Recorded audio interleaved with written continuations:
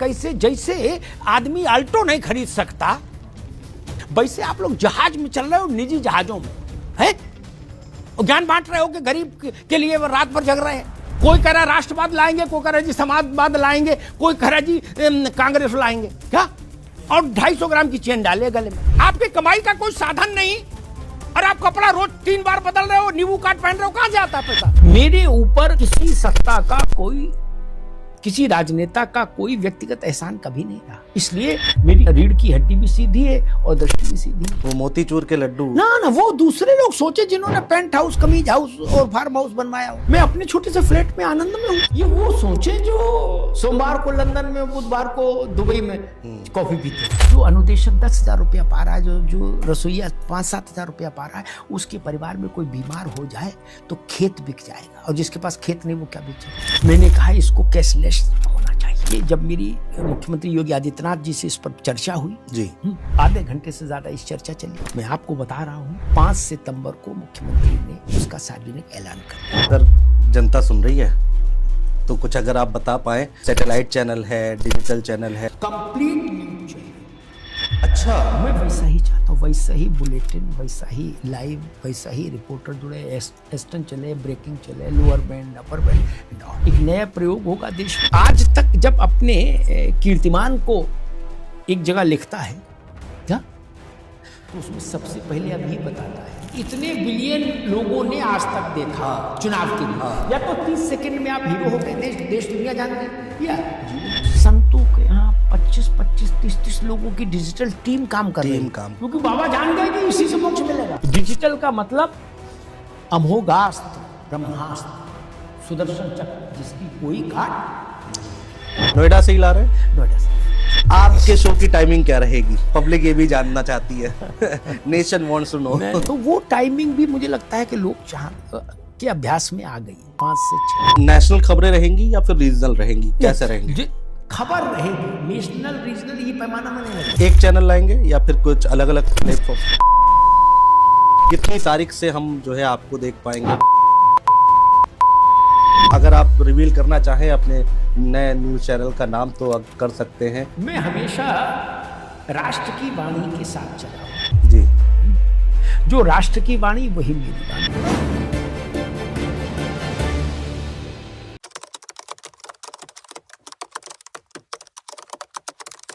नमस्कार दोस्तों, मैं हूं आपके साथ अनुज श्रीवास्तव। आज का पॉडकास्ट बेहद खास होने जा रहा है। दोस्तों खास बात यह है कि जब हम ये चैनल, ये प्लेटफॉर्म जब हम लॉन्च कर रहे थे तो हमारा पहला पॉडकास्ट हुआ था अमिताभ अग्निहोत्री जी के साथ। वरिष्ठ पत्रकार हैं, 30 साल से ज़्यादा का लंबा चौड़ा करियर है और उनसे आज हम बातचीत करेंगे। आपने राजनीति की बात तो बहुत सुनी होगी, लेकिन अमिताभ जी के बारे में आज हम बात करेंगे।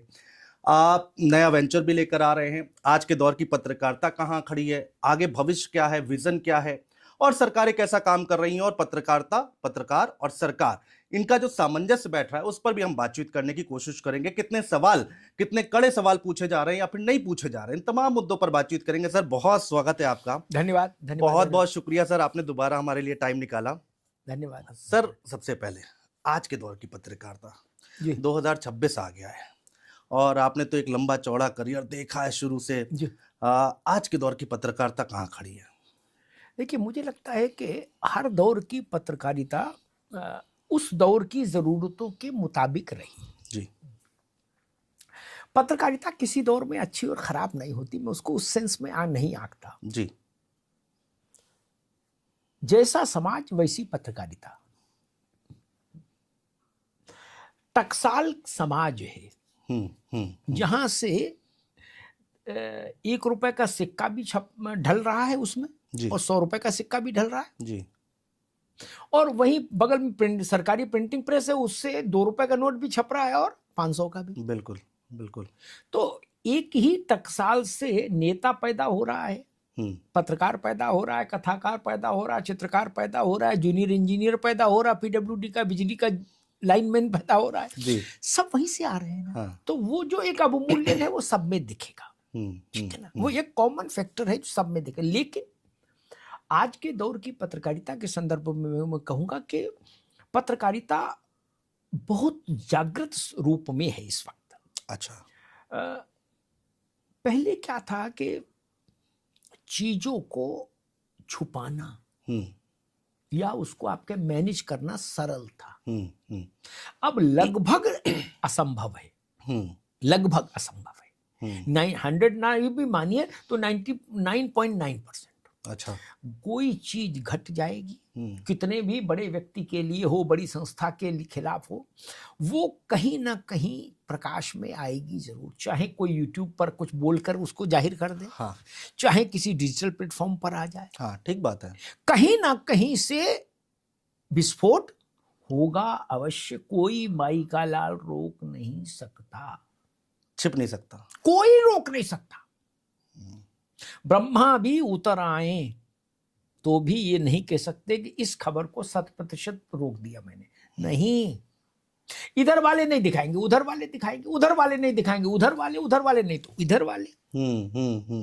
ठीक बात है। और पहले क्या था, 10 अखबार 20 अखबार, हाँ उनको मैनेज कर सकते थे आप। हाँ 10 उसके बाद 10 चैनल 20 चैनल मैनेज हो सकते हैं। हाँ हाँ जब कई करोड़ लोग पत्रकार हो जाएं तो क्या किसको मैनेज करेंगे?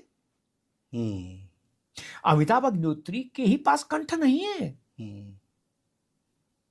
पडरौना के किसी गांव में जो आदमी बैठा है, बच्चा बैठा है 20 साल की उम्र का, उसके पास भी कंठ है, बिल्कुल, और उसके पास भी स्वर है। उसने एक वीडियो बनाया 1 मिनट का, और जो उसकी जो राय बनी जिसके उस घटना पर, उसने जाहिर कर दी।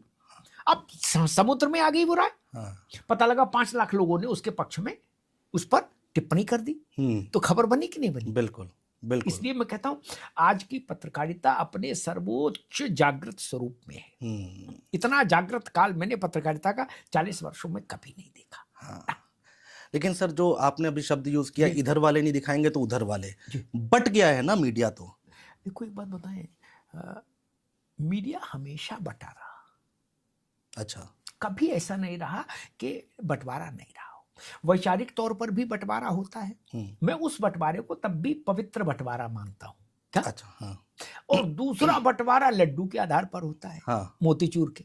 क्या?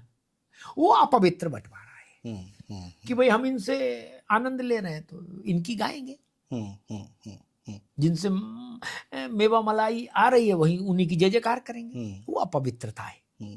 वैचारिक तौर पर तो वो रहा भाई, जो वामपंथ के समर्थन में जिसकी विचारधारा है, वो तो भारत जनसंघ के समय में भी जनसंघ के पक्ष में नहीं लिखता था, और जिसकी विचारधारा जनसंघ की थी वो वामपंथ के पक्ष में नहीं लिखता था, कांग्रेस के पक्ष में नहीं लिखता था। ये रहा है, ये कोई मतलब अजीब बात नहीं है।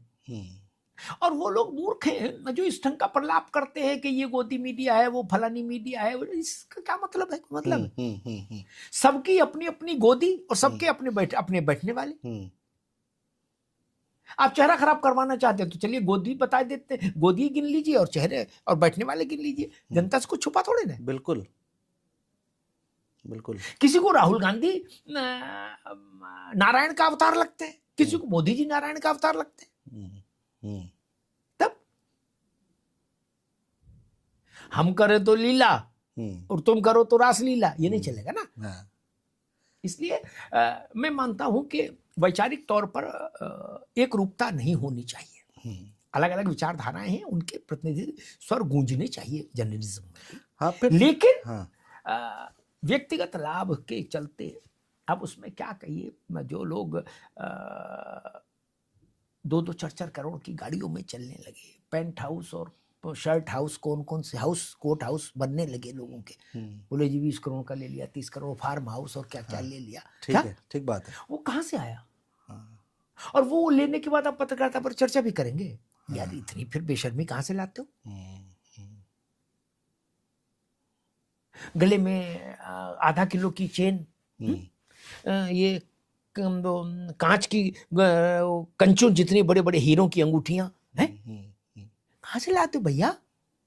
2 लाख का जूता, 5 लाख की घड़ी कहां से आई है? तनख्वाह से तो नहीं हो पाएगा। किसी चैनल, किसी अखबार में कोई किसी पद पर इतनी तनख्वाह नहीं।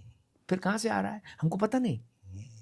बच्चे का जन्मदिन, बोले कहां गए थे? बोले यार थाईलैंड चले गए थे, वहां एक द्वीप पे ही 10 दिन वहीं रहे, बरमूडा पहन के। तो पत्रकारिता से तो नहीं आ रहा बाबू, कि ब्लॉग लिखने से आ रहा नहीं ना, सही बात है, या यूट्यूब चलाने से आ रहा नहीं ना। वो महालक्ष्मी सिद्धि मंत्र तो दूसरे ही रास्ते से आता है, हम्म। और वो सबको पता है। मैं जो कुछ कह रहा हूँ कोई गोपनीय बात नहीं कह रहा हूँ, हाँ हाँ सब जानते हैं। पान वाले से पूछ लीजिए, मेरी न मानो, वो गाना था ना कि हमारी न मानो और अंग्रेजी बात से पूछो, 70 के दशक। लेकिन सर बोलता नहीं ना हमारी न मानो, आप पान वाले से पूछो जाके हाँ। कि भाई साहब क्या चल रहा है, वो बता देगा अरे भाई साहब चल क्या रहा है, सब पता है सबको। अब ये अच्छा समय इसलिए है मेरी दृष्टि में क्योंकि इसमें पारदर्शिता बहुत है, बहुत है। सब जानते हैं कि भाई अनुज 10 करोड़ के हैं कि 10,000 करोड़ के। हाँ। पता लगता है कि जो पत्रकार के घर छापा पड़ा तो इटालियन मार्बल का घर बना था। अरे मैंने कहा मार्बल भी कहाँ से आए, ये इटालियन, तो फिर और भी बड़ी बात हो गई। हाँ। क्या बोले घर में ही कई लिफ्टें लगी थी, हम्म। हैं 34 नौकर थे, बताइए। सही बात है। तो मैंने कहा ना कि ऐसा नहीं कि केवल कोई एक ही वर्ग भ्रष्ट है। हम्म। भ्रष्टाचार एक सर्वव्यापी हम्म। समस्या है जो समाज के हर वर्ग को, उसमें नेता भी शामिल है, कर्मचारी भी शामिल है, सब शामिल है। सर देखिए वही बात है ना कि समाज में देखिए अब विपक्ष को, ठीक है विपक्ष है या फिर कोई भी तबका है, वो ये कहता है कि भाई फिर वो सच्ची पत्रकारिता जैसे शब्द, निष्पक्ष पत्रकारिता जैसे शब्द वो कहीं गुम होते दिखाई दे रहे हैं, बहुत आरोप लगते हैं। मुश्किल ये है, विपक्ष जब ये बोलता है कि निष्पक्ष पत्रकारिता नहीं हो रही, तो वो मालूम क्या कहना चाह रहा है। निष्पक्ष शब्द को आप समझ लीजिए, ये हटा के इसके अंदर की भाव को समझो। हाँ। वो क्या कहना चाह रहे हैं? वो कहना चाह रहे हमारे पक्ष वाली पत्रकारिता क्यों नहीं कर रहे हो। निष्पक्ष किसी को नहीं चाहिए बाबू। राहुल गांधी के नेतृत्व में कांग्रेस अब तक 99 चुनाव हार चुकी जी। ये निष्पक्ष बात है कि नहीं है? सत्य है। बात है कि नहीं है? सत्य तथ्यात्मक बात है कि नहीं है? बिल्कुल। लेकिन आप बोलेंगे कांग्रेसी आपको मारने आ जाएंगे, गोदी मीडिया कहेंगे, कहीं गोदी है, गोदी है, गोदी है। क्या ये क्या है? आप ये कह रहे हो कि राहुल गांधी महात्मा गांधी से भी बड़े हैं, ये बोलेंगे अनुज, तो कहेंगे ये असली पत्रकार आया अनुज, निष्पक्ष पत्रकारिता कर रहा है, इसने बताया कि गांधी से भी बड़े राहुल गांधी। ठीक बात है, तो ठीक भाई बात है। ऐसा हम तो नहीं कर सकते। आप हमको कुछ भी कहें, हम ये नहीं कह सकते कि राहुल जी के नेतृत्व में कांग्रेस लगातार चुनाव जीत रही है, ये कैसे कह देंगे? मोदी के नेतृत्व में भाजपा लगातार हार रही है, कैसे कह दूं? जब जीत रही यार, चुनाव आयोग के आंकड़े बता रहे हैं, और मैं कह दूं कि नहीं राहुल गांधी से छोटे नेता है नरेंद्र मोदी, या मल्लिकार्जुन खड़गे से भी छोटे नेता मोदी। अब ये कैसे बोल सकते हैं भाई? जो है आप हमको काला पानी की भी सजा दे दो तो भी हम नहीं बोल सकते। आप गोदी नहीं, सुपर गोदी, अल्ट्रा गोदी, प्रोमैक्स गोदी बोलो, तब भी हम ये मूर्खता नहीं कर सकते कि नरेंद्र मोदी भारत के सबसे कम चुनाव जीतने वाले राजनेता, ऐसा तो मैं नहीं बोल सकता। जो है नहीं वो बोले कैसे? ठीक बात है। नेहरू की बराबरी कर ली 3 बार निर्वाचित प्रधानमंत्री होकर, ये बोलना अगर गोदी मीडिया है तो फिर भाई फिर ठीक है, लेकिन ये तो बोलना पड़ेगा कि नहीं बोलना पड़ेगा? बोलना पड़ेगा, बिल्कुल बिल्कुल। जैसे भारत के पहले प्रधानमंत्री जवाहरलाल नेहरू थे, ये बोलना अगर भाजपा को खराब लगे तो फिर लगता रहे, ये तो बोलना होगा ना। बिल्कुल। 71 में भारत ने पाकिस्तान को विभाजित कर दिया और बांग्लादेश का निर्माण हुआ, इंदिरा गांधी प्रधानमंत्री थी, ये तो बोलना पड़ेगा ना कि नहीं? बिल्कुल। तो भाई साहब इससे निष्पक्ष कुछ नहीं होता। आप ये चाहते हो निष्पक्ष बोल के कि हमारी वाली बात बोलो, निष्पक्ष किसी को नहीं चाहिए। हाँ। ना ना ना ना, मिर्ची ये खाना चाहते ना वो खाना चाहते। आप ये कह रहे हो कि हमारी तारीफ करो यार। जैसे बंगाल में 50 वर्ष, लगभग 45-50 वर्ष, तमिलनाडु में 50 वर्ष, बिहार में 40 वर्ष, 35-38 वर्ष उत्तर प्रदेश में हो गए जब कांग्रेस ने सत्ता का मुंह नहीं देखा। अब ये हम बोल दे तो हम बुरे हो जाएंगे कांग्रेस के लिए। 85 के बाद कांग्रेस ने बिहार में सत्ता नहीं देखी, ये मैं कैसे बदल दूं यार आंकड़ा? सही बात है। आप मुझसे नाराज हैं, मान लीजिए आप खड़गे जी हैं तो आप मुझसे नाराज हो जाएंगे, कहेंगे आप ये नहीं बोल सकते थे कि कल तक बिहार में सरकार थी कांग्रेस की, कैसे बोल दूं यार? तमिलनाडु में आप 50 आधी सदी से बाहर हैं, उड़ीसा में आप जानकी वल्लभ पटनायक आपके आखिरी मुख्यमंत्री थे, क्या पीढ़ी पीढ़ी गुजर गई, आपके माथे पर सत्ता का तिलक नहीं लगा, ये ना बोले। सही बात है। अगर हम ये पूछ लें कि भाई मनमोहन सिंह के 10 साल के 2 टर्म के प्रधानमंत्री बने वो, बिल्कुल। दोनों टर्म में क्या कांग्रेस के पास 240 सीटें आई थी कभी? उत्तर है नहीं। भाजपा की तीसरे टर्म में आई 240 कम है कांग्रेस की नजर में कि 240 पे भाजपा ने सरकार कैसे बना ली, लेकिन हम 180 पे भी बना सकते हैं। क्या? उसको आप पवित्र कहो, इसको अपवित्र कहो। तो भाई, तो वैसे कैसे सकते हैं? बस इतनी सी लड़ाई है, बाकी तो मुझे नहीं लगता कि कोई दिक्कत है। कल मैं राजकुमार भाटी जी के साथ जी। बैठा था, सपा के प्रवक्ता हैं, जी राष्ट्रीय प्रवक्ता हैं, जी। बड़ी मजबूती के साथ नेशनल चैनल पर अपनी बात रखते हैं। तो मैंने उनसे ऐसे ही पूछा एंकर्स के बारे में, तो उन्होंने कहा कि कुछ तो एंकर ऐसे हैं कि उनको तो कूड़े के डिब्बे में फेंक देना चाहिए, डस्टबिन में फेंक देना चाहिए। इस तरह की उन्होंने मेरे पॉडकास्ट में टिप्पणी की है। तो क्या क्या भाटी कह रहे, क्या मैं उन सब पर क्या टिप्पणी करूं? मुंडे मुंडे मतर भिन्ना। लेकिन मैं कहूंगा कि भाषा आपके व्यक्तित्व का आईना होती है। क्या? ऐसी भाषा मत बोलिए, ऐसी वाणी बोलिए। क्या कबीर ने कहा? किसी को कूड़ेदान में फेंक देना चाहिए, कैसी भाषा है? ज्ञान नहीं, उनका कहना था। तो ये कहिए ना कि ज्ञान नहीं। अच्छा, फिर ज्ञान की कोई प्रतियोगिता तो हुई नहीं अभी। जो ये ऐसा कह रहे हैं उनके पास कितना ज्ञान है, ये भी सवाल उठेगा, नहीं उठेगा? उठेगा ना। बिल्कुल बिल्कुल। क्या आप सर्वज्ञ हैं? कोई कह सकता है मैं सब जानता हूं? नहीं ना। कोई नहीं। जिंदगी हर दिन सीखने का ही एक प्रोसेस है। कुल मिला के अनुज मेरा मानना यह है कि अभद्र भाषा किसी भी रूप में शोभा नहीं पाती। बस। सर, मैं क्योंकि आपसे आज केवल बात करने का मन है आपसे, कुछ टेक्निकल उसमें नहीं जाएंगे, आपके ही बारे में बात करेंगे। सर, आपको कभी पत्रकारिता में या फिर पत्रकार के तौर पर कभी कुछ ऐसा झेलना पड़ा है, कमेंट आते होंगे, तब उस समय आपके क्या फील करते हैं? नहीं, मुझे जनता का इतना प्यार मिला, मेरे ख्याल से बहुत कम लोग इतने भाग्यशाली रहते होंगे कि जिन पर जनता की इतनी कृपा रहे। मतलब कई बार तो मुझे लगता है कि भाई कि परमात्मा की किसी कृपा है। और मैं तो जनता में भी परमात्मा ही का रूप देखता हूँ। जनता जनार्दन जब मैं कहता हूँ तो जनार्दन का मतलब विष्णु। बिल्कुल। क्या? नारायण। बिल्कुल। तो जनता ही नारायण है मेरे लिए। लोग पूछते आप किस तरफ हैं, मैं कहता हूँ मैं जनता की तरफ हूँ। वो जानना कुछ और चाहते हैं। मैं सिर्फ जनता की तरफ हूँ। जनता को जो चीज अच्छी लगेगी मेरे लिए वो चीज अच्छी, जनता को खराब लगेगी वो उसके खिलाफ। इसीलिए मैं उन विषयों को कई बार उठाता हूँ जिन विषयों को सो कॉल्ड हाई प्रोफाइल पत्रकार नहीं उठाना चाहिए। क्या? लेकिन मेरे मन को वो विषय छूते हैं। इस देश में हिपोक्रेसी का बड़ा भारी वो है। मुझे याद है जब नरेंद्र मोदी ने लाल किले की प्राचीर से शौचालय की बात की तो कांग्रेस पार्टी के तमाम नेताओं ने उनका मजाक उड़ाया, बोले कि प्रधानमंत्री हैं, ये शौचालय की बात कर रहे हैं। क्यों? प्रधानमंत्री शौचालय की बात नहीं करनी चाहिए।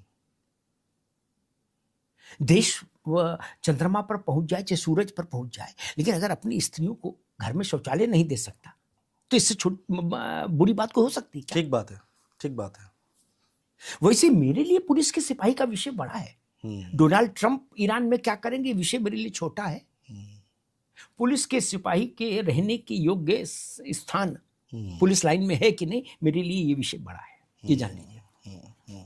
प्राइमरी में जो अध्यापक है उसकी समस्या मेरे लिए बड़ी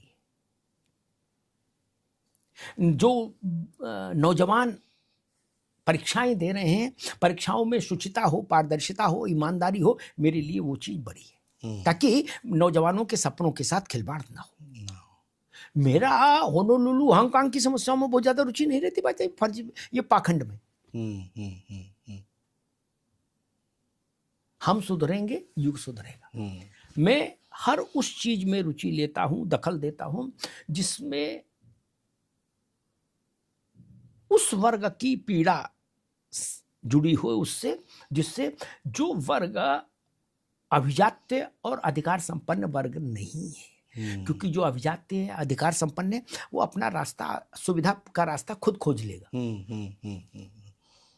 सपोर्ट की जरूरत उसको है जो कहीं पीछे रह गया है, पिछड़ गया है। है, बिछड़ गया है प्रगति के मेले में।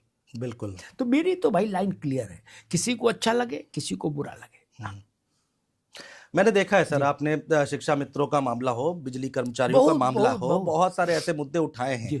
आप इस तरह के मुद्दे उठाते और हैं। उठाए नहीं, मैं इस बात के लिए भी ईश्वर का बहुत आभारी हूं कि केवल उठाए नहीं, उनको परिणाम दिया। मैं एक उदाहरण देता हूं आपको, बड़ी बड़ी बहसें लोग करते हैं। जी उत्तर प्रदेश में प्राइमरी से लेकर जी क्या पोस्ट ग्रेजुएट तक 11 लाख अध्यापक थे जी जी सरकारी में।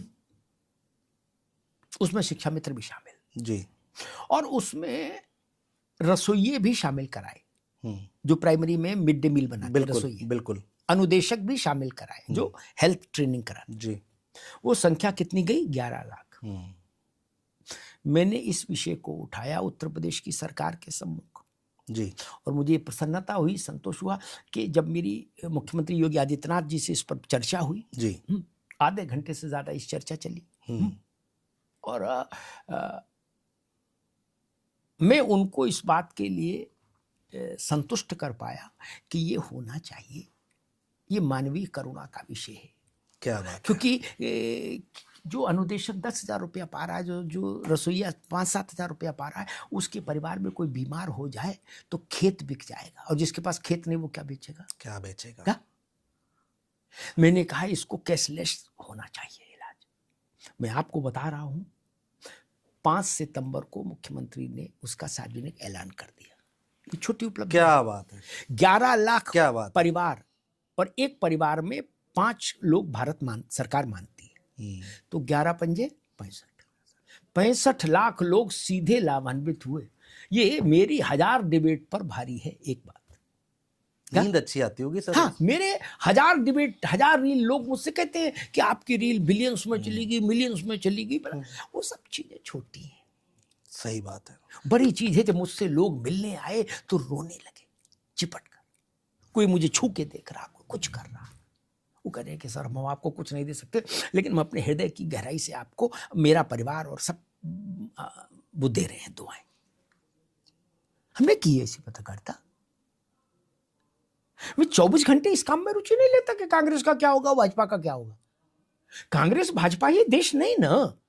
सही बात है। मेरी रुचि उन विषयों में भी रहती है और पत्रकारिता से हटके भी रहती है। ये विषय नहीं तो मैं मंच पर उठा के चला जाता कि भाई मैंने बहस में बोल दिया, अब मैं क्या करूं, मैं तो सरकार नहीं हूं। तब भी ठीक था, इनिशिएटिव लिया आपने, प्रयास किया, और मैं मुख्यमंत्री जी की भी इसके लिए बहुत सराहना करूंगा। एक मीटिंग में, एक चर्चा में, आधे घंटे के भीतर इतना बड़ा देश के सबसे बड़े राज्य के मुख्यमंत्री के रूप में योगी आदित्यनाथ जी सामने, और वो सहमत हो गए।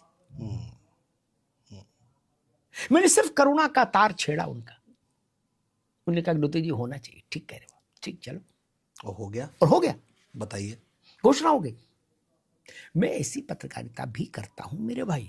ये कांग्रेस, भाजपा, सपा, बसपा, इसने ये बोला, उसने वो बोला, ये तो एक उसका पार्ट एंड पार्सल है, सामान्य बात है। लेकिन मेरा मन उन्हीं चीजों में लगता है। मैं आपके दिल की बात जानना चाह रहा हूं सर, जी। कि जब आप इतना सब कुछ कर रहे हैं, और ये बहुत सारी बातें, ये ऐसी बातें क्या है, पब्लिक को पता भी नहीं चल पाती हैं। ये तो आज हम बात कर रहे हैं तो ये बात सामने आ रही है।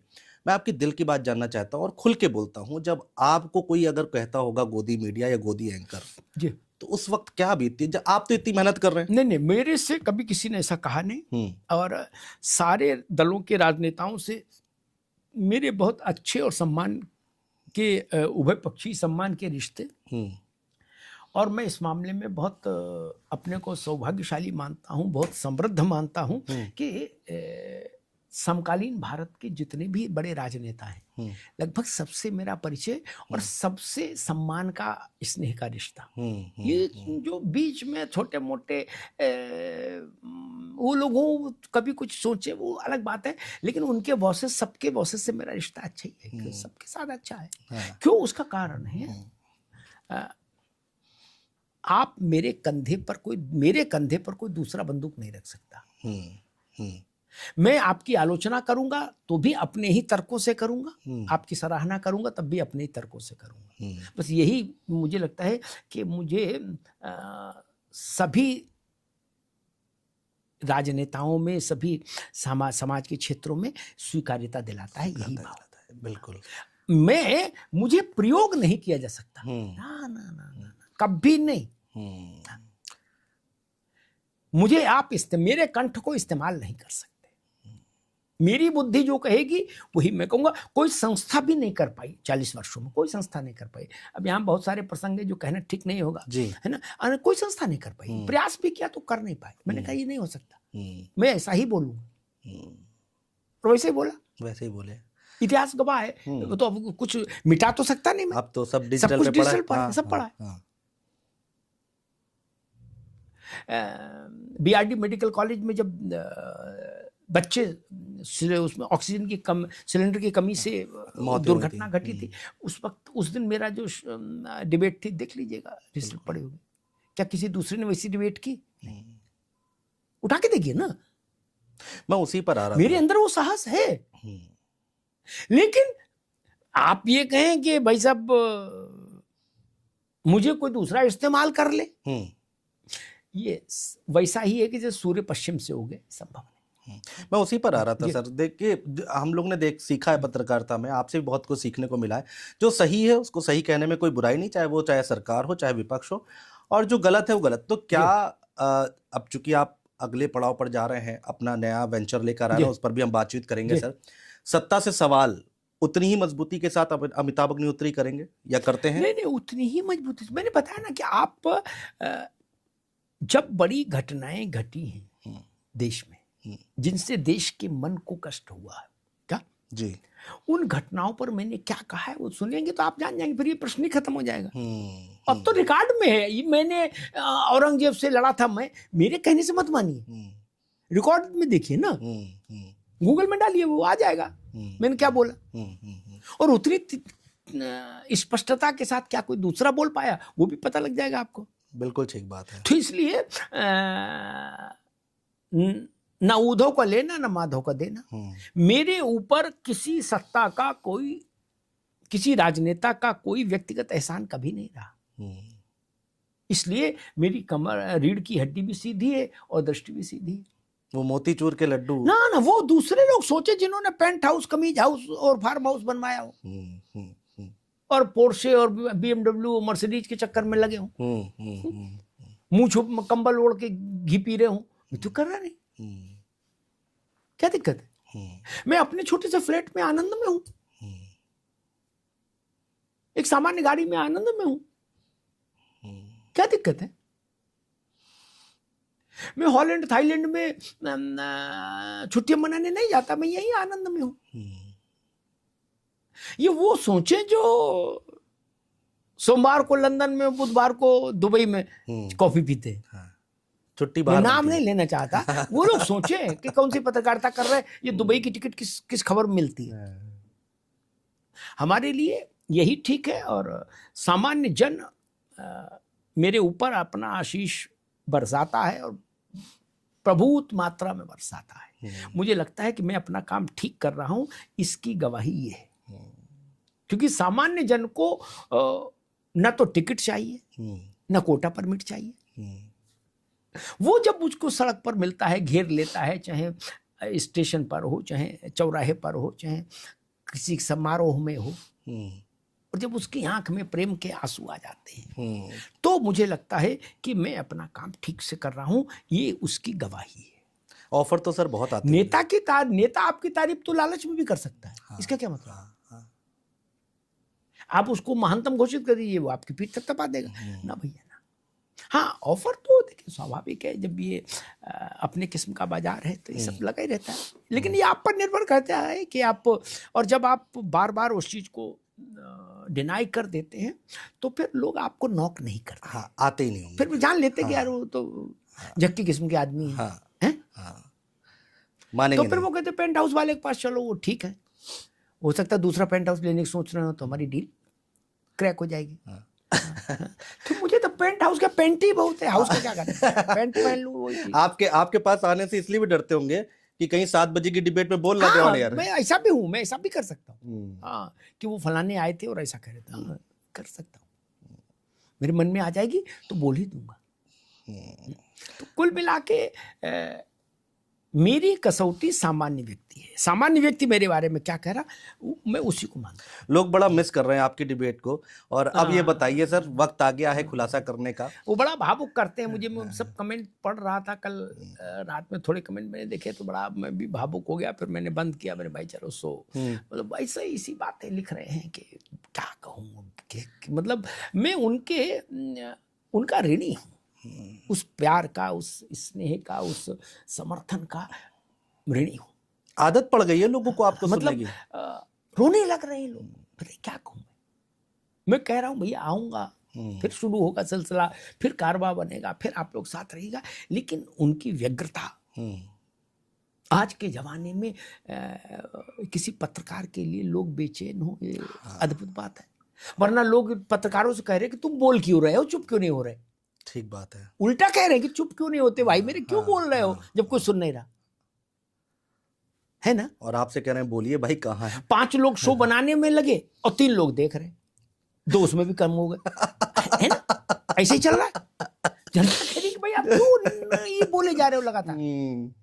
ठीक बात है। जनता मुझे भावुक कर रही है, रुला रही है, कहाँ है, कैसे आएंगे, फलाना। और हमने वो चैनल छोड़ दिया, वो डिबेट देखनी छोड़ दी, ऐसी टिप्पणियां कर रहे हैं तमाम। तो भाई क्या कहें। अब इतने लोगों को सर जवाब देना भी नहीं, मतलब जवाब भी क्या देंगे। सही बात है। मैं उनके शब्दों के नहीं, मैं उनकी आत्मा का जो वो है ना भाव, उसको प्रणाम करता हूँ। जो उनकी आत्मा का भाव है, जो मेरे प्रति उनका आशीष है, मैं उस भाव को प्रणाम करता हूँ पूरी विनम्रता के साथ। वो है तो मैं हूँ। बिल्कुल ठीक बात है। वो नहीं तो मैं नहीं। मेरी संपूर्ण ऊर्जा, संपूर्ण क्षमता, संपूर्ण शक्ति, संपूर्ण सामर्थ्य वही आम आदमी है देश का, जो मुझे खोजता है, जो मुझे प्यार करता है, जो मुझे दुलार करता है। जी सर, जनता सुन रही है तो कुछ अगर आप बता पाए। सैटेलाइट चैनल है, डिजिटल चैनल है। नहीं, मुझे लगता है कि सैटेलाइट चैनल का अब रूप स्वरूप बदल गया। अच्छा। अब सैटेलाइट चैनल भी डिजिटली देखे जा रहे हैं। हाँ। तो फिर सैटेलाइट की वो बात ही खत्म हो गई। हाँ। टीवी पर आते थे भाई, टाटा स्काई पर आता है चैनल, जी, यही नहीं बताया जाता। जी बिल्कुल। अब तो टीवी जिसके घर है उसने टाटा स्काई हटवा दिया। मेरे घर के किसी टीवी में ये डीटीएच वाले डब्बे नहीं है, किसी मैक्सिमम घर में नहीं है सर। हटा तो दिया। हाँ। मुलबई इनका 5-6 हजार रुपया जा रहा है, वो एक है। हम लोगों ने भी हटवाया ही है। तो जब वो अच्छा, आप किसी से मिलिए, उसका इंटरव्यू करिए या उसकी बाइट लीजिए, वो आपसे कहेगा कि अनुज जी इसका एक लिंक भिजवा दीजिएगा। हाँ। वो ये नहीं कहेगा कब चलेगा, किस चैनल पर आएगा, किस नंबर पर देखेंगे। ना, वो दौर चला गया। लिंक भेज दीजिएगा, इसका मतलब शिफ्ट हो गया। आज तक भी मोबाइल पर देखा जा रहा है। आज तक जब अपने कीर्तिमान को एक जगह लिखता है क्या, तो उसमें सबसे पहले अब ये बताता है, टीआरपी में कहा ये नहीं बताता, सबसे पहले बताता इतने बिलियन लोगों ने आज तक देखा। चुनाव के दिन इतने मिलियन लोगों ने आज तक देखा। क्या इसका मतलब अब रिजल्ट की कॉपी में भी डिजिटली नंबर ही आ रहे हैं, डिजिटल प्लेटफॉर्म के आ रहे हैं ना। अच्छा सर, जेन्युइन भी है। अच्छा, तीसरी चीज, बाकी सब में घपला घोटाला हो भी सकता है, इसमें तो नहीं। इसमें या तो हिट या तो फेल। या तो 30 सेकंड में आप हीरो हो गए, देश दुनिया जान गई, या जीरो हो गए। अब लड़ाई सारे अखबारों की, सारे चैनल्स की, किसकी है? टाइम्स ऑफ इंडिया जितना बिकता है और जितनी उसकी डिजिटल प्रेजेंस है, डिजिटल प्रेजेंस का टोटल 10% भी हैसियत में प्रिंटेड कॉपी नहीं बची है। क्या सही बात है। उसको जो रेवेन्यू आ रहा है वो भी बिकॉज ऑफ डिजिटली आ रहा है। मुझे याद है कि 2019 में मैं ईटीवी और न्यूज 18 का हिस्सा बना जी। एक महत्वपूर्ण जिम्मेदारी मेरे पास आई। उस वक्त गोवा में एक मैराथन वो हुई बैठक, जो टॉप जी उनका जो एक हायरार्की सिस्टम था, मैं भी था उसमें कि भाई कैसे आगे चला जाए।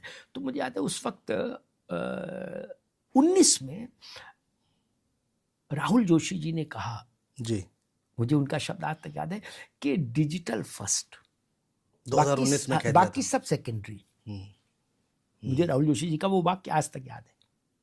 Digital first. उन्होंने कहा था डिजिटल फर्स्ट, और वो अक्सर मुझसे कहते थे कि अमिताभ जी डिजिटल फर्स्ट, भविष्य इसी में है, कंपनी का, व्यक्ति का, दोनों का। और मैं आज देख रहा हूं नेता वो डिजिटली एक्टिव है, अभिनेता डिजिटली एक्टिव है, गुंडे बदमाश भी डिजिटली एक्टिव हाँ, है, हाँ। बाबा साधु सन्यासी बाबा बागेश्वर धाम भी डिजिटली, राम भद्राचार्य जी ने, जिसे आप तुम्हें पॉडकास्ट कर रहे हो तो यहाँ 3-4 लोग हैं हाँ। तकनीक की सिस्टम में। हाँ, संतों के यहाँ 25-25, 30-30 लोगों की डिजिटल टीम काम कर रही टीम है। काम कर रही है। क्या उनके यहाँ तुमसे बड़े स्टूडियो बने हैं? हाँ। क्योंकि बाबा जान गए कि इसी से मोक्ष मिलेगा। क्या रील से ही मोक्ष मिलेगा, अब बाकी से तो मोक्ष नहीं मिलना। क्या गुंडे बदमाशों के यहाँ भी लोग काम कर रहे हैं। हाँ, आप समझिए, उनकी 2.5 करोड़ की गाड़ी से उतरते हुए, गाड़ी में चढ़ते हुए की रील बन रही ना। हाँ। तो कोई तो बना ही रहे बच्चे। हाँ, हाँ। 2.5 करोड़ के घोड़े को तिलक लगाते हुए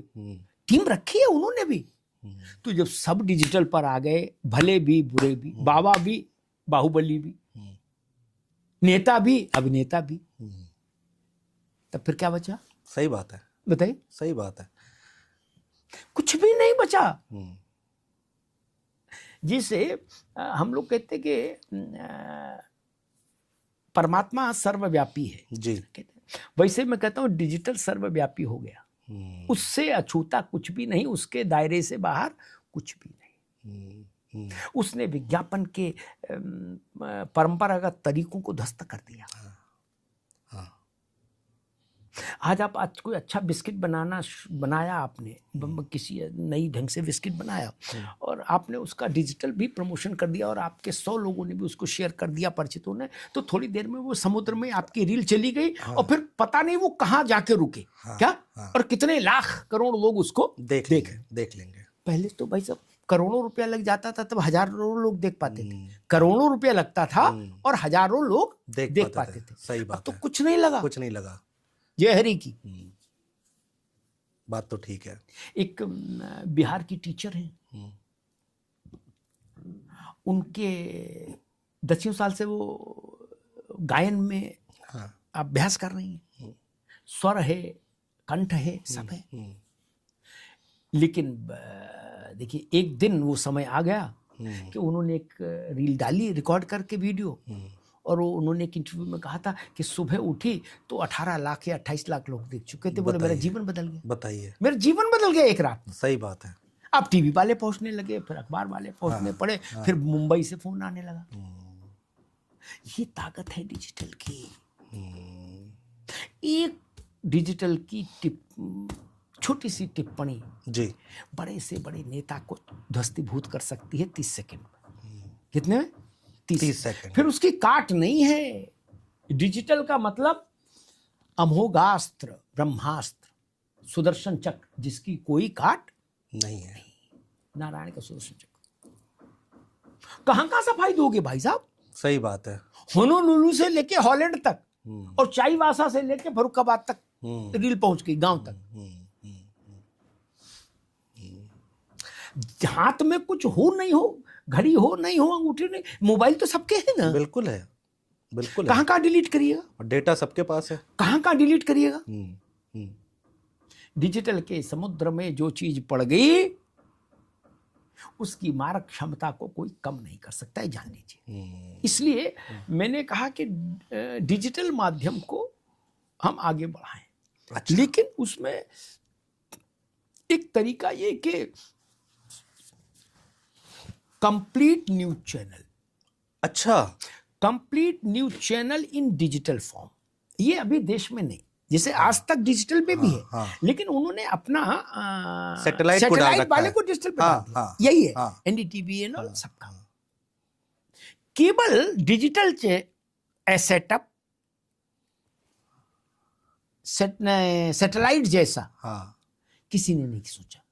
न्यूज चैनल तो इस तरीके से तो कोई नहीं नहीं है। नहीं है जो 24/7 लाइव रहे, जिससे अच्छा, चैनल रहता है। तो जैसे बुलेटिन जा रहे हैं वैसे चैनल में भी हाँ, 24/7 तो कोई चैनल लॉन्च लाइव नहीं रहता है। हाँ। मतलब जो देश के 5 बड़े चैनल वो भी नहीं रहते। हाँ, मेरे ख्याल से 18 घंटे मैक्सिमम कोई हाँ, रहता सुबह होगा। 6 बजे से 18 रात भी नहीं 12 रहता। बजे तक। हाँ, उससे हाँ, उसके हाँ, आगे हाँ। कोई नहीं जाता। नहीं जाता।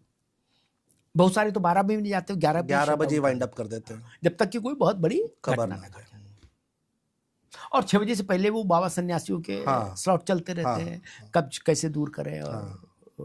गठिया हो गई तो क्या ऐड करें, आते रहते हैं। या कृपालू महाराज का भजन। बिल्कुल। मैं वैसा ही चाहता हूँ, वैसा ही बुलेटिन, वैसा ही लाइव, वैसा ही रिपोर्टर जुड़े, एस्टन चले, ब्रेकिंग चले, lower band, upper band and all YouTube पे। तो वो मुझे लगा कि वो चीज़ एक नया प्रयोग होगा देश में, और हमारे जो रिपोर्टर्स हैं नौजवान, उनके लिए भी एक अच्छी अपॉर्चुनिटी होगी, एक नई चीज़ होगी। वो लाइव जुड़ेंगे, अपनी बात कहेंगे, फिर वो बात दूर तक जाएगी, तो वो एक सबके लिए रास्ता खोलेगा। वैसे ही सर फील्ड से लाइव होगा, जो न्यूज चैनल में हो रहा है सेम वैसे ही आप। जैसा हम लोग, तुम तो हमारे साथ एक चैनल में रहे ही, बिल्कुल, समाचार, बिल्कुल। जैसा वो चैनल हम चलाते थे जी सर, वैसा ही चैनल, बस टाटा स्काई पर नहीं होगा। बस सरल भाषा में इतनी सी बात है। बाकी सब वैसा यूट्यूब वाला, मतलब डिजिटल का मतलब अभी एक परसेप्शन ये भी है कि डिजिटल का मतलब कि आपने 4 वीडियो बना लिए, हाँ, वैसा नहीं है। अलग अलग हाँ, कोट में हाँ, हैं, हाँ, एक नीली कुर्सी पे, एक पीली कुर्सी हाँ, पे, हरी हाँ, कुर्सी पे, हाँ, गुलाबी हाँ, कुर्सी हाँ। पे, और उनको प्रोग्राम कर दिया कि एक 12 बजे, एक 2 बजे, एक 4 बजे, एक 6 बजे, क्या, और फिर आप घूमने निकल गए वृंदावन, हाँ, क्या वो चैनल चल रहा? वैसा नहीं, वैसा नहीं, ना ना ना, लाइव रहेगा। लाइव रहे और व्यवस्थित रहे, क्या बात है। संस्थागत रूप रहे उसका। नोएडा से ही ला रहे हैं? नोएडा से। आपके शो की टाइमिंग क्या रहेगी? पब्लिक ये भी जानना चाहती है। Nation wants to know. नहीं, नेशन वांट्स क्या है, वही जगह। लेकिन मुझे लगता है कि अब चूंकि 4.5 साल से एक शो हम कर रहे थे, अब उत्तर चाहिए TV9 पर, और उसने भी मतलब उस पर भी जनता की इतनी कृपा रही, इतनी कृपा बरसी है जी। कि भूतो न भविष्यति जैसी स्थिति हो गई। मतलब पूरे ग्रुप में वो एक अपने किस्म का अलहदा शो हो गया, और 4.5 साल लगभग चला। तो वो टाइमिंग भी मुझे लगता है कि लोग के अभ्यास में आ गई, 5 से 6 शाम को 5 से 6। तो मुझे लग रहा है वो समय ठीक है, 5 से 6 ठीक है, उसमें डिबेट होगी। हाँ। अच्छा सर, अब दूसरा आते, नेशनल खबरें रहेंगी या फिर रीजनल रहेंगी, कैसे रहेंगी?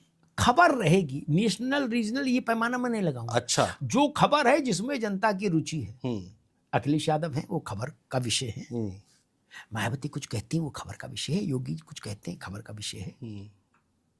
लेकिन मध्य प्रदेश में भी कोई बड़ी घटना घट जाती है क्या, हाँ, तो वो खबर का विषय है। राजस्थान में पता लगा, अभी उड़ीसा में आज मैं देख रहा था, एक ट्रक में सिलेंडर भरे थे, उसमें आग लग गई। नहीं, उड़ीसा नहीं है, छत्तीसगढ़ में, उड़ीसा बॉर्डर पर बिल्कुल। तो उड़ीसा तक क्षतिग्रस्त का इलाका भी क्षतिग्रस्त हुआ। तो वो खबर बनती है।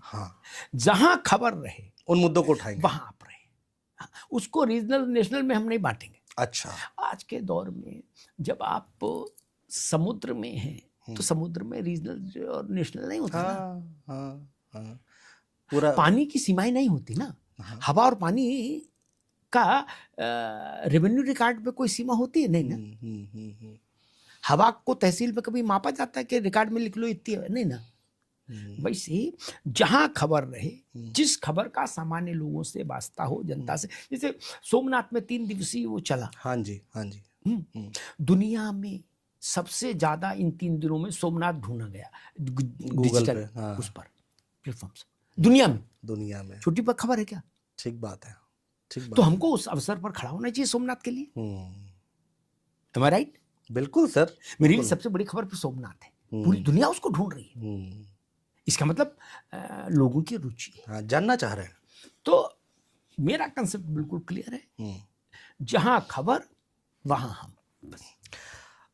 एक चैनल लाएंगे या फिर कुछ अलग अलग प्लेटफॉर्म?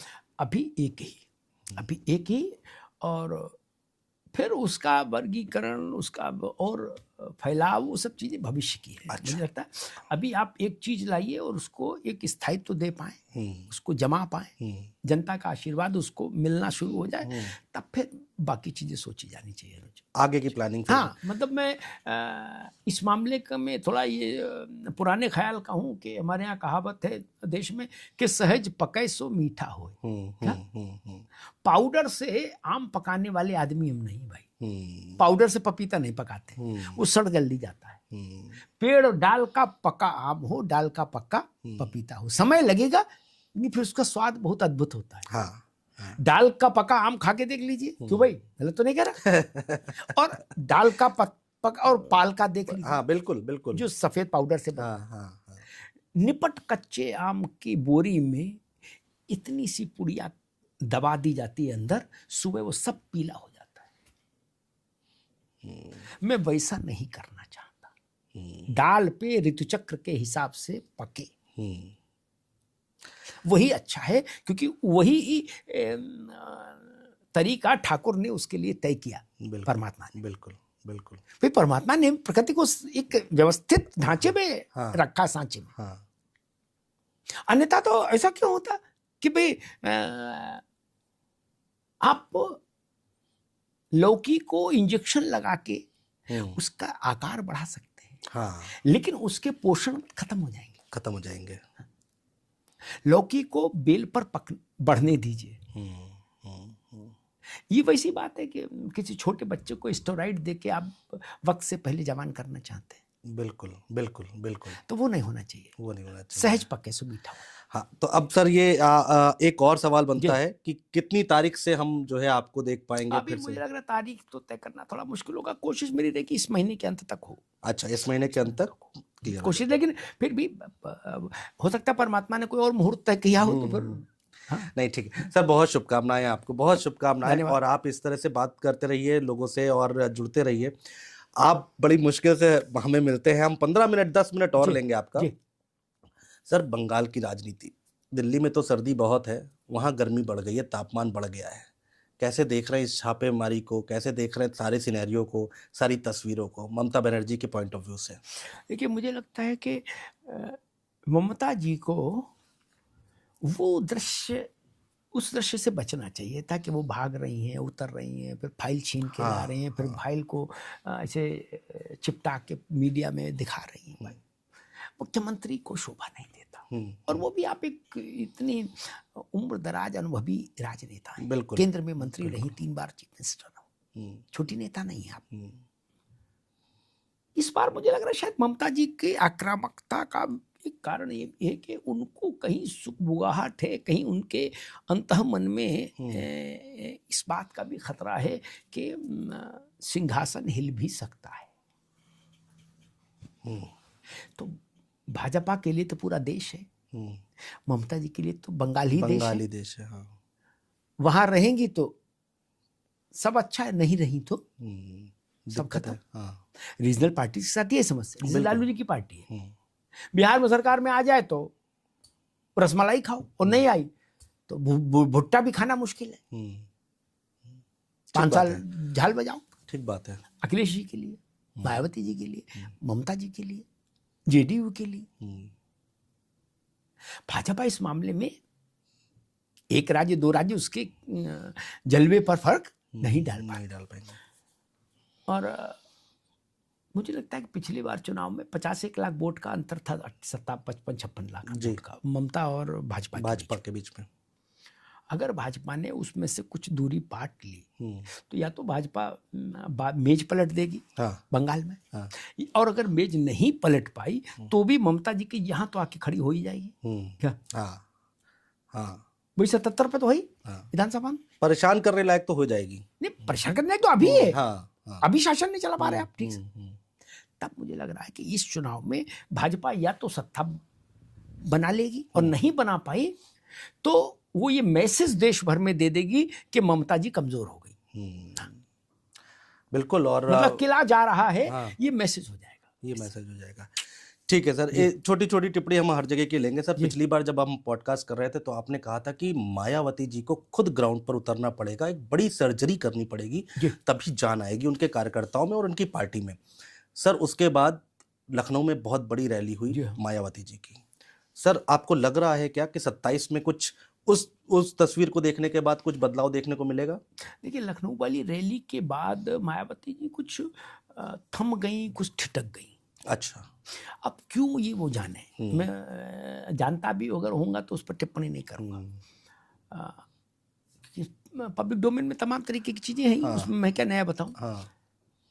मैं फिर इस बात पर कायम हूं कि बसपा को अगर अच्छा प्रदर्शन करना है तो नान्यः पंथः अयनाय, दूसरा कोई रास्ता नहीं, जो संस्कृत में कहा गया, वैसे ही मायावती जी को ही सड़क पर उतरना होगा।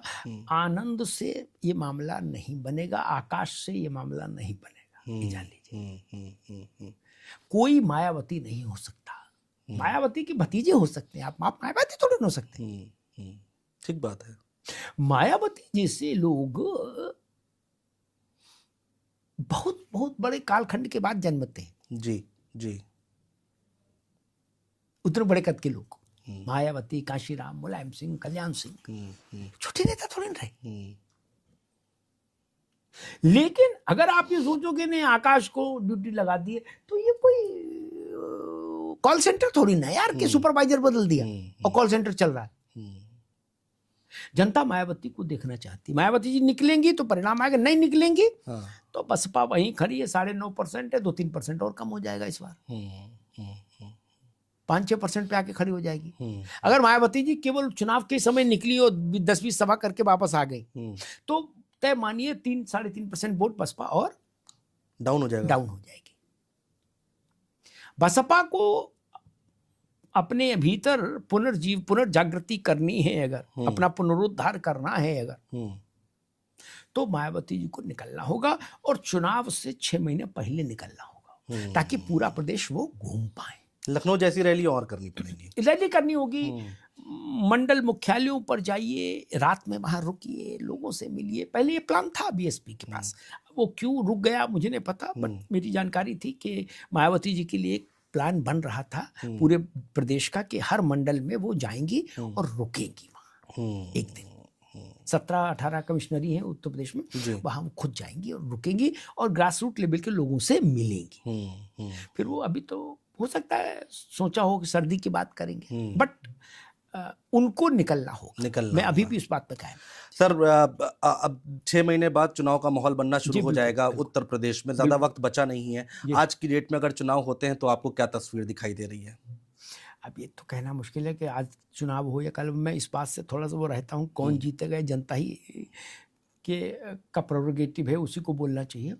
लेकिन मुझे आज जो स्थिति है उसमें मुझे लगता है कि बीजेपी अपर हैंड पर है। उसका कारण ये है कि योगी आदित्यनाथ ने खुद को एक बड़े ब्रांड के रूप में इस्टेब्लिश किया है इस दौरान, ये जान लीजिए। और बहुत सारे मामलों में उत्तर प्रदेश ने उपलब्धियां हासिल की, बहुत सारे मामले हैं। अब इतना समय नहीं कि हम उनके डिटेल में जाएं। बिल्कुल। और सबसे बड़ी बात के चेहरे पर भरोसा। सड़क कितनी बनी और बिजली के खंभे कितने लगे ये भी एक विषय है, अस्पताल कितने बने, और लेकिन एक विशेष चुनाव में ये भी निर्णय का प्रमुख तत्व होता है कि चेहरे पर किसके भरोसा है। जो जिसको हम पर्सनल ब्रांडिंग बोलें या पर्सनल वो बोलें कि भाई जनता के बीच में एक्सेप्टेंस, तो उसमें उत्तर प्रदेश में जितने नेता हैं उनसे योगी आदित्यनाथ ने अपने को बहुत आगे लाके खड़ा कर दिया। सोचिए उस भाजपा के इस नेता को उत्तर प्रदेश से छोड़िए, त्रिपुरा में और तमिलनाडु में जो जरूरत पड़ रही है, केरला में जरूरत पड़ रही है, नॉन हिंदी प्रदेश में, बिल्कुल। तो वो पार्टी बौरी तो है नहीं, ये रिजल्ट देने में सक्षम होंगे तभी ना त्रिपुरा ले जा रही है। त्रिपुरा पर्यटन के लिए तो नहीं ले जा रही किसी को, ठीक बात, कि आओ त्रिपुरा घूम के आते हैं, आओ केरला घूम के आते, नहीं ना।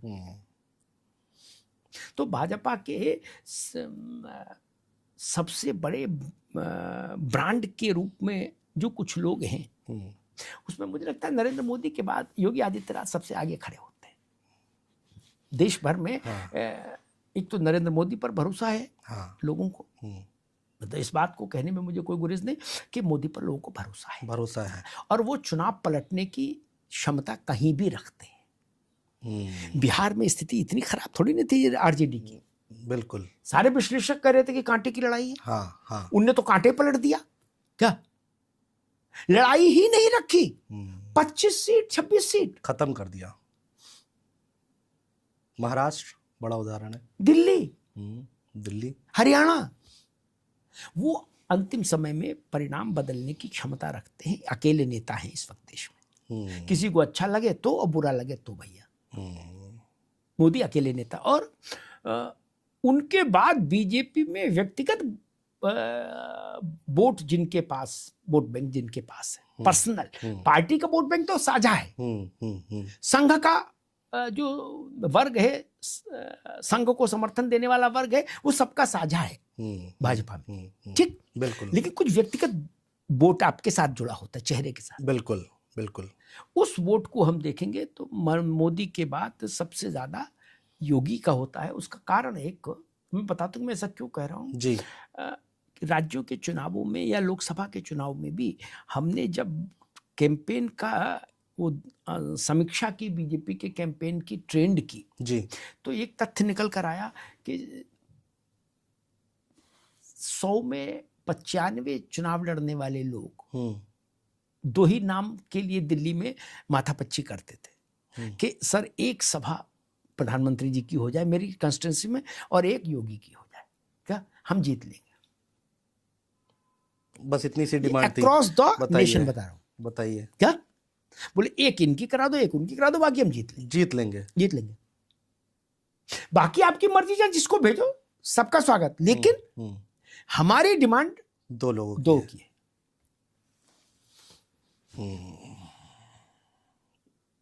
राज कपूर और शाहरुख खान, ऐसे समझ लो ये कि भाई हम 2 को चाहते हैं, 2 आएंगे तो हम अपना फिर मैनेजमेंट कर लेंगे, चुनाव कर लेंगे। ये ताकत बहुत कम नेता पैदा कर पाते हैं। बिल्कुल। पार्टी के कारण महान होना अलग बात है, और पार्टी आपके कारण महान हो वो अलग बात है। बिल्कुल, इस बात को समझिए। बिल्कुल। पार्टी के कारण महान हो जाना, पार्टी के कारण जीत जाना और पार्टी आपके कारण जीते, इन दोनों में जमीन आसमान का फर्क है। बिल्कुल सर बहुत शुक्रिया। और जाते जाते बस इतना एक अगर आप रिवील करना चाहें अपने नए न्यूज़ चैनल का नाम तो कर सकते हैं।